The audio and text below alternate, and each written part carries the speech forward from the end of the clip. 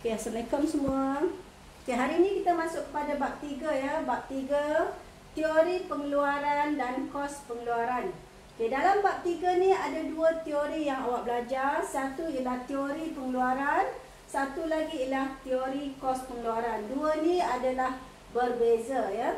Okay, kita lihat 3.1 firma dan industri. Apa itu firma? Ya, lihat modul muka surat 45, apa itu firma? So definisi ni kena hafalah ya. Okay, firma ialah satu unit pengeluar yang menggunakan kombinasi faktor-faktor tertentu bagi mengeluarkan sesuatu produk. Ya, contoh di sini firma yang keluarkan buku iaitu Syarikat Penerbitan Pelangi. Itu adalah firma. Okay, firma yang mengeluarkan kereta, Syarikat Proton Holding contohnya lah. Ya, firma yang keluarkan satu firma ya, satu pengeluar. Okey, apa itu industri? Ya, industri ialah sekumpulan firma. Ini satu firma, ya, ini sekumpulan firma yang mengeluarkan produk yang sama atau hampir sama ya dalam satu pasaran ya. So, sekumpulan firma yang keluarkan barang atau produk yang sama atau hampir sama. Ya, contohnya industri restoran makanan segera.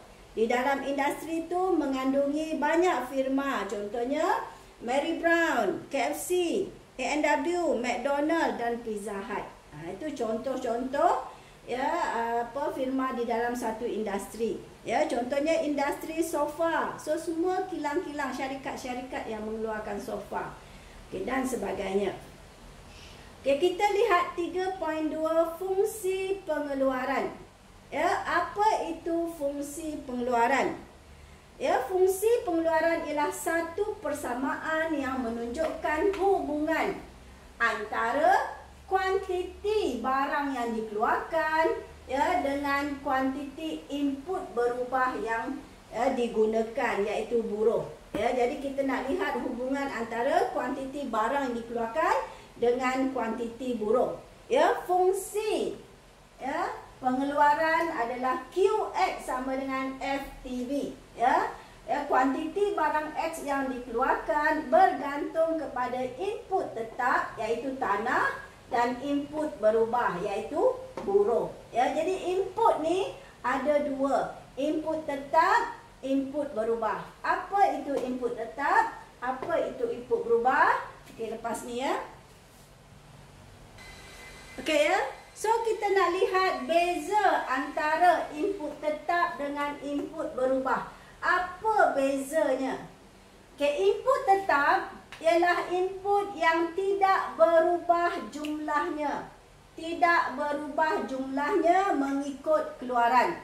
Kalau kuantiti barang yang dikeluarkan naik atau kuantiti barang yang dikeluarkan turun, input tetap tidak bertambah. Ya, tidak berubah. Okay, input tetap hanya wujud dalam jangka pendek sahaja. Ya, kalau sebut jangka pendek bukan bermaksud tahun. Ya, jangan ingat 1 tahun ke bawah tu jangka pendek.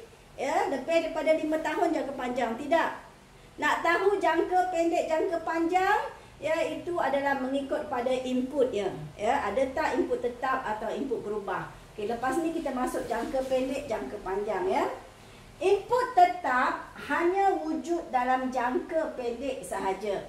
Contohnya premis kedai, tanah, mesin, ya.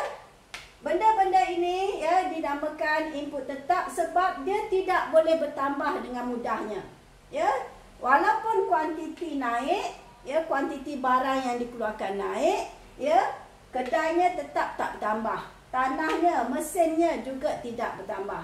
Ya, jadi premis kedai, tanah, mesin ini semua adalah input tetap. Okey, apa itu input berubah? Input berubah ialah input yang berubah mengikut jumlah keluaran. Kalau barang yang nak dikeluarkan, ya kuantiti barang nak dikeluarkan tambah, maka lebih banyak input berubah digunakan. Input berubah juga bertambah. Sebaliknya kalau kuantiti barang yang nak dikeluarkan tu berkurang, maka input berubah juga dikurangkan. Ya, jadi dia akan berubah mengikut kuantiti atau jumlah keluaran. Jumlah keluaran meningkat, input berubah pun meningkat. Jumlah keluaran menurun, input berubah juga menurun. Okey, input berubah hanya wujud dalam jangka panjang sahaja. Ya, jangka panjang sahaja. Ya, sorry ya. Input berubah wujud dalam jangka pendek. Jangka pendek pun wujud. Ya, jangka pendek dan jangka panjang. Ya, kalau ini memanglah dekat jangka pendek saja, tapi input berubah wujud dalam jangka pendek dan juga wujud dalam jangka panjang. Ya, dua-duanya dia wujud. Ya. Tapi kalau input tetap, dia hanya wujud dalam jangka pendek sahaja. Okey, contoh input berubah ialah buruh dan bahan mentah. Ya, kalau kuantiti barang nak dikeluarkan banyak, maka lebih banyak buruh digunakan. Ya, kalau kuantiti barang tu nak dikeluarkan sedikit, maka sedikitlah bahan mentah yang digunakan. Ya, so ini ia beza input tetap dan input berubah. Okey, kita lihat beza jangka pendek dan jangka panjang. Jangka pendek ialah jangka masa di mana terdapat input tetap dan input berubah. Masih ada lagi input tetap, maka ya, pengeluaran itu kita katakan masih berada dalam jangka masa pendek. Ya. Okey, jangka masa panjang ialah semua input adalah input berubah. Ya, jadi dalam jangka masa panjang semua bertambah. Ya, kalau di sini input tetapnya wujud, iaitu mesin. Ya, input berubahnya ialah buruh. Contohlah. Ya, jadi buruh ni bertambah berkurang, tapi mesin ni tetap. Ya, tak bertambah. Jadi ini masih lagi jangka masa pendek. Tapi jangka masa panjang, semua input adalah input berubah. Mesin pun dah bertambah. Ya, buruh pun dah bertambah. Ya, jadi bila semua dah bertambah, ya, maka proses pengeluaran tu berada dalam jangka masa panjang. Okey, ya, kita lihat konsep-konsep keluaran. Kita ada jumlah keluaran atau total product TP, keluaran purata atau average product AP, keluaran sud ataupun marginal product MP. Okey, ya, kenali apa itu TP, total product atau jumlah keluaran. Jumlah keluaran ialah jumlah output yang dihasilkan dengan menggunakan sejumlah input berubah. Ya, contohnya buruh. Ya, jadi nak hitung, ya, jumlah keluaran ialah, ya, keluaran purata, ya, darab dengan jumlah buruh. Ya, L tu adalah labor buruh. Ya, jadi keluaran purata darab dengan kuantiti buruh. Okey, keluaran purata atau average product atau AP, ya, adalah jumlah output yang dihasilkan oleh seunit input berubah. Maksudnya satu buruh, dia boleh menghasilkan berapa output. Ya. Jadi nak hitung average product ialah total product ataupun jumlah keluaran bahagi dengan kuantiti buruh. Ya, keluaran sud atau marginal product, ya, MP, ialah perubahan jumlah output akibat perubahan seunit buruh. Maksudnya kalau kita tambah satu buruh, berapakah tambahan output yang boleh dihasilkan. Itu contohnya, ya.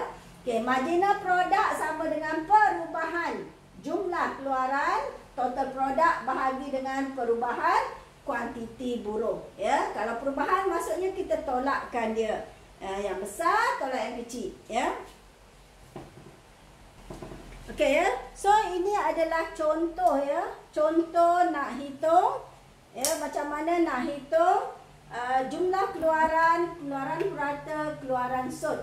Ya. Okay, diberi input berubah iaitu buruh, jumlah keluaran TP dalam unit. Okay, sekarang keluaran purata. Kita nak hitung keluaran purata. AP sama dengan TP bahagi dengan kuantiti buruh. Ya. Keluaran sud atau NP rumusnya ialah perubahan TP bahagi dengan perubahan buruh, kuantiti buruh. Ya. Okey, sekarang kita nak hitung AP. Kita nak hitung AP. Ya, pada buruh kosong, kuantiti kosong. So, tiada keluaran purata. Pada buruh 1, jumlah keluarannya 10. Jadi, nak cari AP, TP bahagi buruh. 10, bahagi 1 sama dengan 10. Ya. Kemudian, pada buruh yang kedua, jumlah keluaran 30. 30 bahagi 2. So, sama dengan 15. 60 bahagi 3 sama dengan 20. Ya.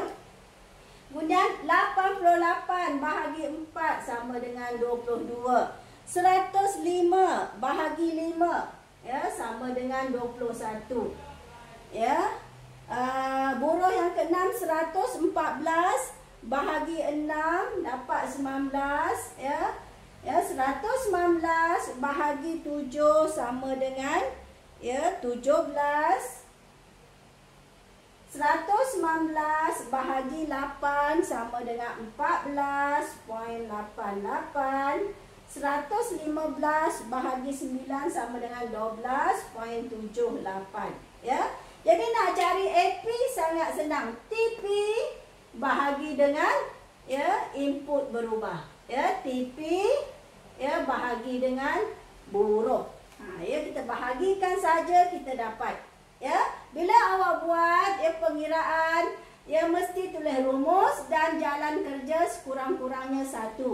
Jawapan jika ada perpuluhan mestilah 2 titik perpuluhan. Tak boleh 3, tak boleh 1. Mesti 2 titik perpuluhan. Ya. Okey, sekarang kita nak hitung keluaran sud MP. Keluaran sud sama dengan perubahan TP bahagi perubahan N. Pada buruh kosong, tiada jumlah keluaran. Bila tiada jumlah keluaran, maka tiadalah keluaran sud. Dia nak tolak, tak ada perubahan. So, dash lah, jangan tulis kosong. Okey. Bila buruh ditambah, buruh ditambah dari kosong ke 1, jumlah keluaran bertambah dari kosong ke 10. Jadi, kita jumlah keluaran yang baru, TP 1 tolak TP kosong, bahagi kuantiti buruh 1 atau terus L, L1 tolak L kosong. So, pada buruh yang pertama, jumlah keluarannya 10 tolak kosong. 10 tolak kosong bahagi 1 tolak kosong, jawapan dia 10. Itu buruh yang pertama. Pada buruh yang kedua, kita tolakkanlah juga. Yang besar tolak yang kecil, yang baru tolak yang lama. 30 tolak 10. Jadi 30 tolak 10 bahagi 2 tolak 1. 30 tolak 10 bahagi 2 tolak 1 sama dengan 20. Pada buruh yang ketiga, jumlah keluarannya 60. So, 60 tolak 30 bahagi 3 tolak 2. So, 60 tolak 30, 30 bahagi 1, 30. Pada buruh yang keempat, okay, 88 tolak 60. So, 88 tolak 60 bahagi dengan 4 tolak 3, 1. So, kita dapat 28.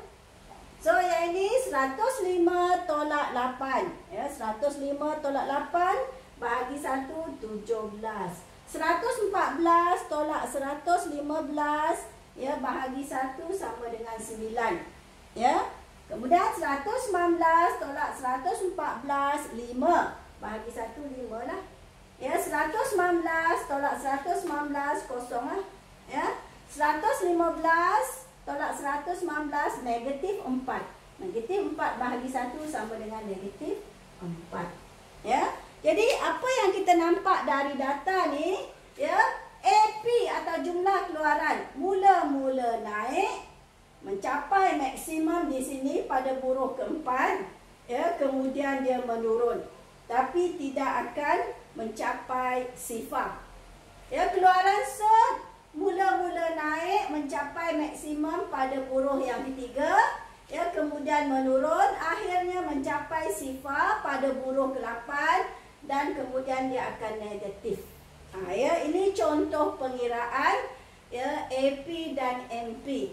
Kalau dia bagi AP nak hitung TP, ya, sama saja rumusnya, iaitu TP sama dengan AP darab dengan label. Ya, TP. Okay, TP, nak cari TP, AP, ni AP darab dengan buruh. Ya, contohnya 10 darab 1, 10. 15 darab 2, 30. 20 darab 3, 60. Ya, dia terbalik-terbalik sahaja. Ya.